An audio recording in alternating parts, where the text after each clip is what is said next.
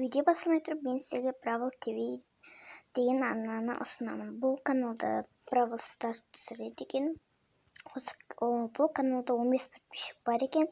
20 подписчикке дейін жеткізіп тастайық. Және де бұл каналға бүкіл видеосына лайк басып, жақсы комменттер жазып кетейік.